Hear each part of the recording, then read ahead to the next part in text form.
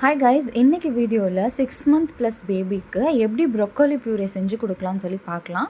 ப்ரொக்கோலியில் vitamin A and B6 வந்து நிறைய இருக்குது. குழந்தைங்களோட ஐ சைட் அண்ட் பிரைன் டெவலப்மெண்ட்ஸ்க்கு வந்து இந்த ப்ரொக்கோலி ரொம்ப ஹெல்ப்ஃபுல்லாக இருக்கும் அப்படின்னு சொல்கிறாங்க. ப்ரொக்கோலி வந்து ஃபஸ்ட்டு நல்லா வாஷ் பண்ணிவிட்டு அதை கட் பண்ணிடுங்க. கட் பண்ணி நம்ம வந்து இப்போ ஸ்டீம் தான் பண்ண போகிறோம். ஏன்னா ப்ரொக்கோலியில் வந்து உங்களுக்கு உள்ள சின்ன சின்ன வந்து ஒயிட் கலரில் வந்து புழு மாதிரி இருக்கும். அது எல்லா ப்ரொக்கோலியிலுமே இப்போ வாங்குறதுல இருக்குது. ஸோ அதை நம்ம ஃபஸ்ட்டு வந்து ஸ்டீம் பண்ணி அதெல்லாமே அழகாக ரிமூவ் பண்ணணும். ரிமூவ் பண்ணி தான் நம்ம வந்து கொடுக்க போகிறோம். அது எப்படி பண்ணுறதுன்னு பார்க்கலாம். அதுக்கு முன்னாடி வந்து எவ்வளோ ப்ரொக்கோலி வேணுமோ அதை மட்டும் கட் பண்ணி எடுத்துக்கோங்க. ஏன்னா 6 மந்த்ஸ் ப்ளஸ் பேபி வந்து கொஞ்சமாக தான் சாப்பிடுவாங்க. ஸோ அவங்களுக்கு ஏற்ற மாதிரி வந்து ஒரு சின்ன பவுலில் வர மாதிரி கொஞ்சமாக ப்ரொக்கோலி எடுத்துக்கலாம். இந்த மாதிரி சின்ன சின்னதாக கட் பண்ணி வச்சுக்கோங்க. இதை வந்து இப்போ நம்ம தண்ணியில் போட்டு பாயில் பண்ண போகிறோம்.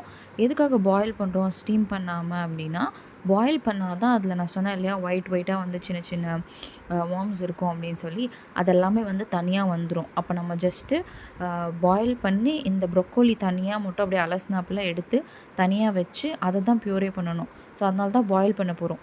ஸ்டீம் பண்ணோம் அப்படின்னா எல்லாத்தோட வெஜிடபிளோட நியூட்ரிஷன் வேல்யூலாம் அதிலே இருக்கும்.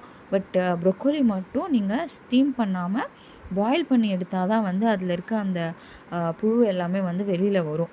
பாயில் பண்ணாமல் நம்ம அப்படியே ஸ்டீம் பண்ணி போட்டோன்னா அது எல்லாத்தோடு சேர்த்து தான் சாப்பிட்ற மாதிரி இருக்கும். ஸோ ப்ரொக்கோலியை மட்டும் இந்த மாதிரி தண்ணியில் போட்டு பாயில் பண்ணுறது தான் ரொம்ப நல்லது.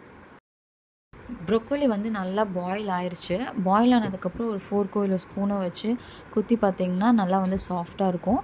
அப்படி ஆனதுக்கப்புறம் ப்ரொக்கோலியை வந்து தண்ணியோடு நீங்கள் வந்து மிக்சியில் போட்டு அரைக்க வேண்டாம். ஏன்னா அதில் எல்லாம் அழுக்கெல்லாம் இருக்கும்னு சொன்னேன் இல்லையா. ஸோ அதனால் வந்து தனியாக வந்து ஒரு ஸ்பூன் வச்சு ப்ரொக்கோலியை மட்டும் தனியாக எடுத்துருங்க. தனியாக எடுத்துட்டு கொஞ்ச நேரம் ஆற வச்சுட்டு மிக்ஸி ஜாரில் போட்டு அரைச்சி எடுத்துடலாம். இப்போது